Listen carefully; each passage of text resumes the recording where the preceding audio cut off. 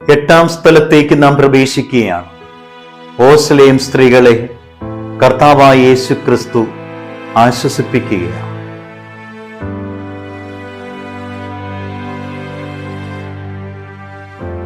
മാതൃഹൃദയങ്ങൾ വേദനിക്കുന്നത് കാണുമ്പോൾ കർത്താവായ യേശു ക്രിസ്തുവിന്റെ വേദനയായി അത് തീരുകയാണ്.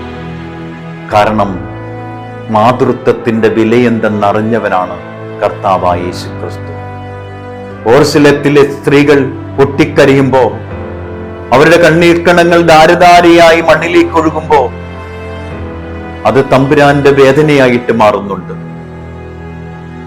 ഓസ്ലേം സ്ത്രീകളുടെ കണ്ണീർക്കണങ്ങൾ മണ്ണിലേക്ക് വീഴുന്നതോടൊപ്പം കർത്താവിന്റെ തിരുമുറിവുകളിൽ നിന്ന് രക്തം ഇങ്ങനെ ധാരയായി വീഴുന്നുണ്ട്.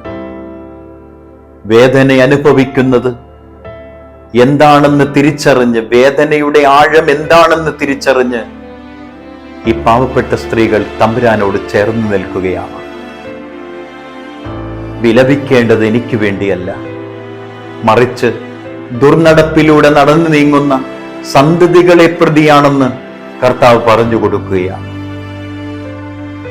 പച്ച മനുഷ്യന്റെ ജീവിത യാഥാർത്ഥ്യങ്ങളെ വെളിപ്പെടുത്തി കൊടുക്കുകയും, പച്ച മനുഷ്യൻ ഇത്രമാത്രം വേദനയിലൂടെ കടന്നു പോകുന്നുണ്ടെങ്കിൽ നിസ്സാരമെന്ന് കരുതുന്നവരൊക്കെ എത്രമാത്രം വേദനകളിലൂടെ കടന്നു പോകാനുള്ള സാധ്യതയുണ്ടെന്ന് കർത്താവ് വിവരിച്ചു കൊടുക്കുകയാണ്. ആത്മീയ ചൈതന്യം ഉൾക്കൊള്ളാൻ വേണ്ടി തമ്പുരാൻ സ്വീകരിച്ച മറ്റൊരു പ്രക്രിയയാണിത്. മക്കളെ, നിങ്ങളുടെ ജീവിതത്തെ സംബന്ധിച്ചിടത്തോളം കരയേണ്ടത് എനിക്ക് വേണ്ടിയല്ല, മറിച്ച് നിങ്ങളെക്കുറിച്ച് തന്നെ നിങ്ങൾ കരയണം. ഈ പാത എനിക്ക് വേണ്ടി തമ്പുരാനാൽ സജ്ജമാക്കപ്പെട്ടതാണ്. ഈ പാതയിലൂടെ ഞാൻ സഞ്ചരിച്ചേ തീരൂ. പക്ഷേ നിങ്ങൾ സഞ്ചരിക്കാൻ പോകുന്ന പാത ദുർഘടമാണ്, ഇതിനേക്കാൾ ദുർഘടമാണെന്ന് തിരിച്ചറിയണം.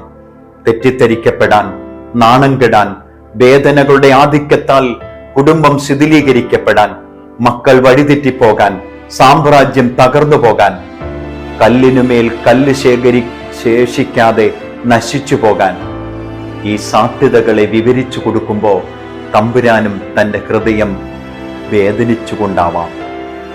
തമ്പുരാനും തന്റെ ഹൃദയത്തെ വേദിച്ചുകൊണ്ടാവാം ഇതുണർത്തിക്കുന്നത്. തീർച്ചയായും നമ്മുടെ ജീവിതത്തെ സംബന്ധിച്ചിടത്തോളം വരാനിരിക്കുന്ന വിഗതമായിട്ടുള്ള അനുഭവങ്ങളെ ജീവിതത്തിൽ സ്വീകരിക്കാതെ സത്യസന്ധതയോടെ, വിശ്വസ്തയോടെ, വിശുദ്ധിയോടെ ജീവിതത്തെ വരിക്കാൻ നമുക്കെല്ലാവർക്കും സാധിക്കട്ടെ.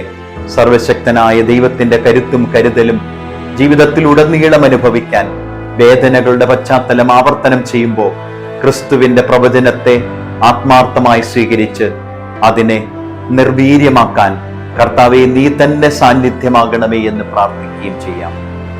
സർവേശ്വര, അങ്ങയുടെ പീഡാനുഭവ വേളയിൽ അങ്ങ് ഞങ്ങളോട് പ്രവചിച്ചതുപോലെ തെറ്റിദ്ധാരണകളുടെയും ഒറ്റപ്പെടലിന്റെയും ജീവിതത്തിൽ ഉണ്ടാകുന്ന പ്രതിസന്ധികളുടെയും സാഹചര്യങ്ങളെ എടുത്തു മാറ്റാൻ ഞങ്ങളുടെ ജീവിതങ്ങളെ വാക്കുകളാലും പ്രവൃത്തികളാലും നവീകരിക്കാൻ ഞങ്ങളെ പ്രാപ്തരാക്കണമേ. നിത്യം പിതാവും പുത്രനും പരിശുദ്ധാത്മാവുമായ സർവേശ്വര എന്നേക്കും ആമേൻ.